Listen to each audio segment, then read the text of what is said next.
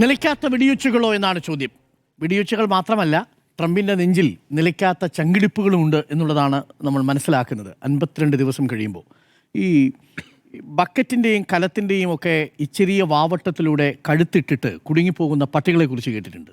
ഇതെങ്ങനെ ഊരും എന്ന് ആലോചിച്ച് നടക്കുന്ന ആ നായ്ക്കളുടെ ഒരു അവസ്ഥയുണ്ടല്ലോ.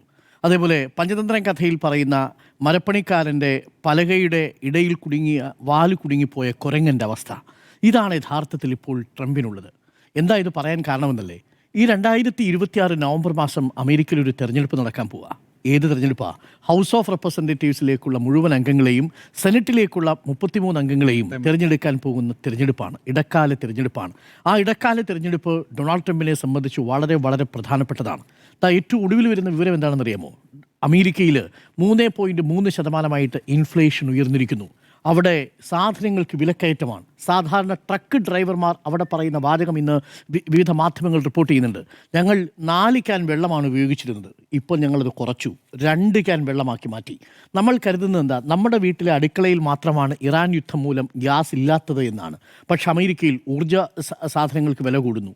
സാധാരണ ഡ്രിങ്കിങ് വാട്ടറിന് വില കൂടുന്ന അവസ്ഥയുണ്ടാകുന്നു. ഇൻഫ്ലേഷൻ 3.3% ആവുന്നു. ഞാൻ ഏറ്റവും ഒടുവിൽ എടുത്തു നോക്കിയിരുന്നു അമേരിക്കയുടെ ഡെപ്റ്റ് റേഷ്യോ എത്രയാണെന്നുള്ളത്. ഞെട്ടിക്കുന്ന കണക്കാണ്. 123% അവരുടെ GDP. ആ സംഖ്യയാണ് അമേരിക്കയുടെ ലോകത്തോടുള്ള കടം എന്ന് പറയുന്നത്. നോക്കൂ, GDPയുടെ 123% കടക്കണിയിലായൊരു രാജ്യമാണ് അമേരിക്ക. ആ അമേരിക്ക ഓരോ 6 ദിവസം ഈ ഇറാനിലെ യുദ്ധം നടത്തുമ്പോൾ ചെലവഴിക്കുന്നത് എത്ര തുകയാണെന്നറിയാമോ? $11.7 ബില്യൺ ആണ്. ഒന്നാലോചിച്ച് നോക്കണം. ഇതാർക്കുള്ള പണമാണ്? അമേരിക്കയിലെ പൗരൻ്റെ പണമാണ്, അമേരിക്കയിലെ ടാക്സ് പേയറുടെ പണമാണ്. ഇപ്പോൾ ഏറ്റവും ഒടുവിൽ 2 ചിത്രങ്ങൾ വന്നിട്ടുണ്ട്. എവിടെ നിന്നറിയാമോ? അത് അറബിക്കടലിൽ നങ്കൂരമിട്ടിരിക്കുന്ന US സെൻട്രൽ കമാൻഡിൻ്റെ 2 ഷിപ്പുകളുടേതാണ്. അതിലൊന്ന് USS എബ്രഹാം ലിങ്കൺ, മറ്റൊന്ന് USS ട്രിപ്പോളി. ഈ 2 നാവിക കപ്പലുകളുടെ ഉള്ളിൽ നിന്ന് മറീനുകളുടെ ചില ഫോട്ടോകൾ, അവർ പങ്കുവെച്ച ഫോട്ടോ പുറത്തു വന്നിട്ടുണ്ട്. അവർക്ക് കഴിക്കുന്ന ഭക്ഷണ സാധനങ്ങൾ കുറവ് വന്നിരിക്കുന്നു. അവർക്ക് ചെറിയൊരു റൊട്ടി കഷ്ണം, ചെറിയൊരു മീറ്റ്, ചെറിയൊരു എനർജി ഡ്രിങ്ക്, അത് മാത്രമാണ് ഞങ്ങൾക്ക് കിട്ടുന്നത് എന്നാണ് അവർ സോഷ്യൽ മീഡിയയിൽ പങ്കുവച്ചിരിക്കുന്നത്. ഇതാണ് അവസ്ഥ. എന്നിട്ടാണ് ഈ ഡൊണാൾഡ് ട്രംപ് നിൽക്കാത്ത അഹങ്കാരവുമായിട്ട് ഏതെങ്കിലും ഒരു തരത്തിൽ ഇതിൽ നിന്ന് ഊരിയെടുക്കാമെന്ന് പറയുന്ന ഒരു ഘട്ടത്തിൽ ഇസ്ലാമാബാദിൽ വെച്ച് നടത്തിയ ഒരു നിർണായകമായ ചർച്ചയിൽ അസീം മുനീറും അതേപോലെ ഇറാൻ്റെ സ്പീക്കറും JD വാൻസും നടത്തിയ ആ ചർച്ചയിൽ വെച്ചിട്ട് അവസാനിക്കേണ്ടതായിരുന്നു. കാരണം എന്താ, അതുവരെയും ഇറാൻ മുന്നോട്ട് വെച്ച നിർദ്ദേശങ്ങൾ ഇസ്രായേൽ കേട്ടിരുന്നില്ല. പക്ഷേ ലെബനിൽ വെടിനിർത്തലുണ്ടെങ്കിലേ ഞങ്ങൾ ഹോർമൂസ് കടലെടുക്ക് തുറന്നു കൊടുക്കൂ എന്ന ആ ഡിമാൻഡ് ഇസ്രായേൽ അംഗീകരിച്ചു. ആ സമയത്ത് ഇതൊരു അവസരമായി കണ്ട് വെടിനിർത്തൽ പ്രഖ്യാപിക്കേണ്ടതിന് പകരം ആ വെടിനിർത്തൽ പ്രഖ്യാപിച്ചു എന്ന മട്ടിലുള്ള പ്രചരണങ്ങൾ വന്നു. അതിന് തൊട്ടു പിന്നാലെ നാവിക ഉപരോധം ഏർപ്പെടുത്തുന്നു എന്ന് പറയുന്നു, ഇറാൻ്റെ കപ്പൽ പിടിച്ചെടുക്കുന്നു. യഥാർത്ഥത്തിൽ ട്രംപ് ചെയ്തിരിക്കുന്നത് ഞാൻ നേരത്തെ സൂചിപ്പിച്ചതുപോലെ ആ വാലുകൊണ്ട് ഈ പലകയ്ക്കിടയിൽ വെച്ചിരിക്കുകയാണ്. എന്തായിരുന്നു അമേരിക്കയുടെ പ്രധാനപ്പെട്ട ഡിമാൻഡ്? നേരത്തെ പിയാസുള്ളത് വിശദീകരിക്കാൻ ശ്രമിച്ചു. എണ്ണി പറഞ്ഞാൽ അതിലേതെങ്കിലും വിജയിച്ചതായിട്ട് നമുക്ക് കാണാൻ പറ്റുമോ? നമ്പർ 1, മിസൈൽ കരുത്ത് തവിടുപൊടിയാക്കും എന്നാണ് ആദ്യം യുദ്ധം ചെയ്യുന്ന സമയത്ത് പറഞ്ഞത്. ഈ ഇറാൻ്റെ മിസൈൽ കരുത്ത് ഞങ്ങൾ തവിടുപൊടിയാക്കും. ഈ ഇറാനിൽ നിന്ന് ഇന്ത്യൻ ഓഷനിലുള്ള ഡീഗോ ഗറേഷ്യ എന്ന അമേരിക്കയുടെയും ബ്രിട്ടൻ്റെയും സംയുക്ത നാവിക കേന്ദ്രത്തിലേക്ക് 2500 മൈൽസ് ദൂരമുണ്ട്, 4000 കിലോമീറ്റർ എന്ന് പറഞ്ഞാൽ ഇറാൻ്റെ ബാലിസ്റ്റിക് മിസൈലുകളുടെ റേഞ്ച് പരിധി അന്ന് വരെ 2000 കിലോമീറ്റർ ആണെന്ന് കരുതി അമേരിക്കയ്ക്ക് തെറ്റി. ഇറാൻ്റെ തീരത്ത് നിന്നും 4000 കിലോമീറ്റർ അകലെയുള്ള ഡീഗോ ഗാഷിയിലേക്ക് 2 ബാലിസ്റ്റിക് മിസൈലുകൾ പതിച്ചു. ഇറാൻ്റെ ബാലിസ്റ്റിക് ശേഖരത്തെ തകർത്തു എന്ന് പറഞ്ഞ ഡൊണാൾഡ് ട്രംപിൻ്റെ ഏറ്റവും വലിയ പ്രഹരമായിരുന്നു. ലക്ഷ്യത്തിലൊന്നും കൊണ്ടില്ല, പക്ഷേ അവിടെ ഡീഗോ ിൽ പോയി 2 ബാലിസ്റ്റിക് മിസൈലുകൾ പതിച്ചു. തീർന്നില്ല, എണ്ണിയാൽ ഒടുങ്ങാത്ത GCCയിലെ അമേരിക്കൻ എയർബേസുകളിലേക്ക് ഡ്രോണുകൾ അയച്ചു, മിസൈലുകൾ അയച്ചു. പലരും വ്യോമപ്രതിരോധ സംവിധാനം ഭേദിച്ചുകൊണ്ട് പല ഗ്യാസ് ഫീൽഡുകളിലും വീണു.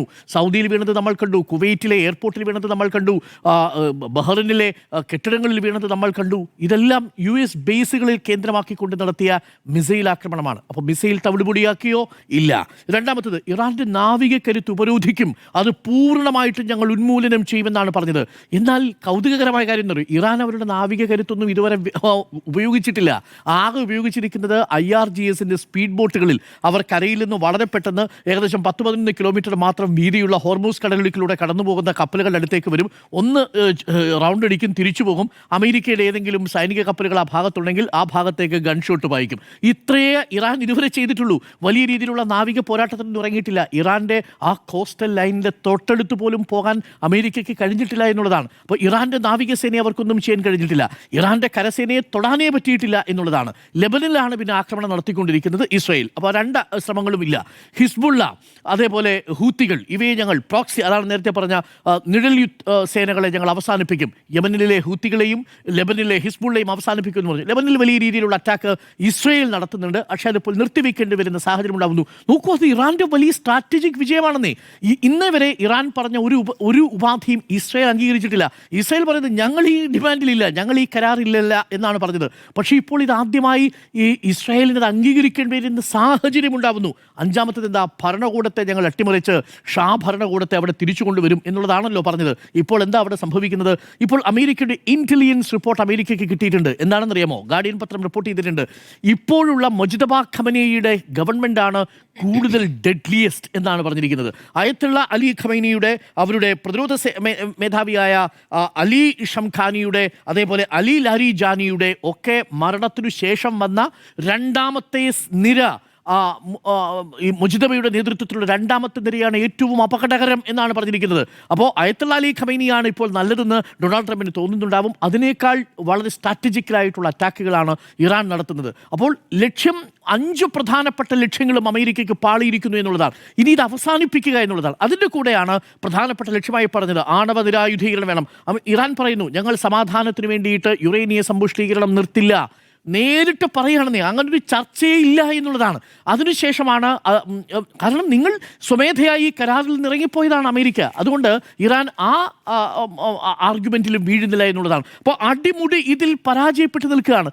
എന്തുകൊണ്ടാണ് ഇറാൻ ഇതിൽ പരാജയപ്പെടാതെ പോയതെന്നറിയാമോ?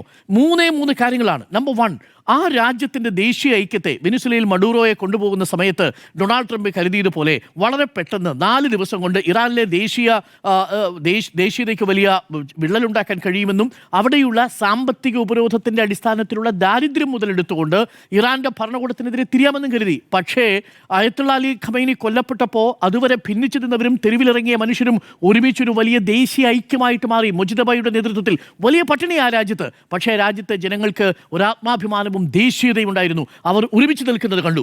രണ്ടാമത്തെ, ഗൾഫ് രാജ്യങ്ങളിലെ അമേരിക്കൻ ബേസുകളിൽ നടത്തിയ ആക്രമണം യഥാർത്ഥത്തിൽ അമേരിക്കയുടെ ചങ്കിടിപ്പിച്ചു. ഒരിക്കലും അമേരിക്ക പ്രതീക്ഷിച്ചില്ല. ഇതുവരെ അറ്റാക്ക് ചെയ്യാത്ത രാജ്യങ്ങളുടെ നേരെ, ബഹ്റിന് നേരെ, കുവൈറ്റിന് നേരെ, സൗദിക്ക് നേരെ, UAE നേരെ, എന്തിനേരെ, ഒമാനെതിരെ പോലും ഒടുവിൽ അറ്റാക്ക് ചെയ്യുന്ന അവസ്ഥയിലേക്ക് എത്തുന്ന സാഹചര്യമുണ്ടായി. ഇവിടെ ആലോചിച്ചപ്പോഴാണ് ഒരു പുതിയ റീജിയണൽ ബാലൻസ് ഈ പറയുന്ന സ്ഥലത്ത് വന്നിരിക്കുന്നു. അതായത് പശ്ചിമേഷ്യയിലെ ഒരു വലിയ റീജിയണൽ പവറായിട്ട് ഇറാന്റെ ഉദയമാണ് യഥാർത്ഥത്തിൽ നമ്മൾ കണ്ടത്. 4 ദിവസം കൊണ്ട് തീർക്കുമെന്ന് കരുതിയെങ്കിലും 52 ദിവസമായിട്ടും തീർക്കാൻ കഴിഞ്ഞില്ല. അതിൽ ഏറ്റവും വലിയ സ്ട്രാറ്റജിക് ആയിട്ടുള്ള പൊസിഷൻ ഈ സ്പീഡ് ബോട്ടുകളെ ഉപയോഗിച്ച് ഹിറ്റ് ആൻഡ് റൺ നടത്തി വളരെ പെട്ടെന്ന് തിരിച്ചു പോകുന്ന തരത്തിലുള്ള ഹോർമൂസ് കടലിടുക്കിന്റെ സ്ട്രാറ്റജിക് ലൊക്കേഷനാണ്. ആ സ്ട്രാറ്റജിക് ലൊക്കേഷൻ തന്നെയാണ് ഇറാന്റെ ഏറ്റവും വലിയ കരുത്തെന്ന് പറയുന്നത്. ഇതിനെ അണ്ടർ എസ്റ്റിമേറ്റ് ചെയ്ത് അമേരിക്കയ്ക്ക് 52ാം ദിവസവും പിഴച്ചിരിക്കുന്നു എന്നുള്ളതാണ് ഗ്രൗണ്ടിൽ നിന്നുള്ള റിപ്പോർട്ട്. അമേരിക്കയിൽ ശക്തമായ ജനവികാരമുണ്ട്. ഇതേ ജനവികാരം തന്നെ ഇസ്രായേൽ ബെഞ്ചമിൻ നെതന്യാഹുവിനെതിരെയും ഉണ്ട് എന്നുള്ളതാണ്. ഒന്ന് ആലോചിച്ച് നോക്കണം, ഇറാൻ ഒറ്റയ്ക്കല്ല ഈ പോരാട്ടത്തിലുള്ളത്. ഇറാന്റെ നാവിഗേഷൻ നിയന്ത്രിച്ചു നിർത്തുന്നത് ചൈനയുടെ ബെയ്ഡു എന്ന് പറയുന്ന നാവിഗേഷൻ സിസ്റ്റമാണ്. റഷ്യയുടെ ഇന്റലിജൻസ് സംവിധാനമാണ് അമേരിക്കയുടെയും ഇസ്രായേലിൻ്റെയും സൈനിക നീക്കങ്ങളെക്കുറിച്ചുള്ള മുന്നറിയിപ്പുകൾ നൽകുന്നത്. അവർക്ക് ആവശ്യമായിട്ടുള്ള മുഴുവൻ സൈനിക സഹായവും നൽകുന്നത് ഈ 2 പ്രധാനപ്പെട്ട രാജ്യങ്ങളാണ്. അതുകൊണ്ട് തന്നെ ഇനി അമേരിക്ക ഒറ്റയ്ക്ക് വിചാരിച്ചാൽ പോലും ഈ യുദ്ധത്തിൽ നിന്ന് പിന്മാറാൻ കഴിയില്ല. ഇപ്പോൾ പശ്ചിമേഷ്യ വിവിധ ലോകശക്തികളുടെ താല്പര്യ കേന്ദ്രമായി മാറിയിരിക്കുന്നു എന്നുള്ളതാണ്. അവിടെ റഷ്യയ്ക്ക് ഡിമാൻഡുണ്ട്, ചൈനയ്ക്ക് ഡിമാൻഡുണ്ട്.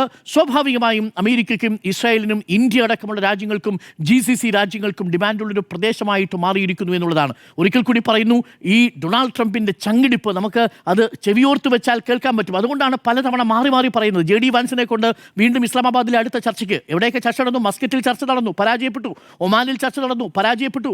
ഇസ്ലാമാബാദിൽ ആദ്യഘട്ട ചർച്ച നടന്നു, പരാജയപ്പെട്ടു. 2ാം ഘട്ട ചർച്ചയ്ക്ക് വേണ്ടി തയ്യാറെടുത്തുകൊണ്ടിരിക്കുന്നു എന്നുള്ളതാണ്. അതുകൊണ്ട് തന്നെ ചർച്ചയ്ക്ക് വേണ്ടി 4 ദിവസം കൊണ്ട് ഇറാനെ അവസാനിപ്പിക്കുമെന്ന് പറഞ്ഞ അമേരിക്കയ്ക്ക് ഒടുവിൽ ഇറാന്റെ സ്പീക്കറുടെ മുന്നിൽ ഇസ്ലാമാബാദിൽ പോയി ചർച്ചയ്ക്കിരിക്കേണ്ടി വരുന്നു എന്നുള്ളത് തന്നെ ആ രാജ്യം പരാജയം സമ്മതിച്ചു എന്നതിൻ്റെ തെളിവാണ്. എന്നിട്ടാണ് ഇപ്പോൾ ഉപരോധം എന്ന് പറഞ്ഞ് പൊക്കി പിടിച്ചുകൊണ്ട് നടക്കുന്നത്. 4 പതിറ്റാണ്ടായിട്ട് ഉപരോധം ഏർപ്പെടുത്തിയല്ലോ, എന്തെങ്കിലും സംഭവിച്ചോ? ആണവ ശാസ്ത്രജ്ഞന്മാരെ കൊന്നൊടുക്കിയല്ലോ, എന്തെങ്കിലും സംഭവിച്ചോ? ആയത്തുള്ള ഖമൈനിയെ വധിച്ചുവല്ലോ, എന്തെങ്കിലും സംഭവിച്ചോ? അപ്പോൾ ട്രംപ് ഒരു വലിയ കുരുക്കിലാണ് എന്നുള്ളതാണ് എനിക്ക് ഈ വിഷയത്തിൽ ഇപ്പോൾ തോന്നുന്ന ഒരു പ്രധാനപ്പെട്ട കാര്യം. പക്ഷേ അതിലേറെ ഞെട്ടിക്കുന്ന ഒരു പ്രധാനപ്പെട്ട കാര്യമുള്ളത്, ഇതിങ്ങനെ തുടരുകയാണെങ്കിൽ നമ്മുടെ വീട്ടിൽ ഗ്യാസ് കിട്ടുന്നത് കുഴയുമല്ലോ എന്നുള്ളതാണ് നമ്മളെ സംബന്ധിച്ച് ഏറ്റവും വലിയ ആശങ്കയായി മാറുന്നതും. അതുമാത്രമല്ല, ബിസിനസ് അടക്കം ലോകരാജ്യങ്ങളുടെ ആഗോള വിപണിയെ തന്നെ അത് ബാധിച്ചു കഴിഞ്ഞിരിക്കുന്നു എന്നുള്ളതാണ്. വലിയ മാറ്റങ്ങൾ സംഭവിക്കാൻ പോകുന്നു എന്നാണ് നമ്മൾ കരുതേണ്ടത്, ഇത് അവസാനിച്ചില്ലെങ്കിൽ.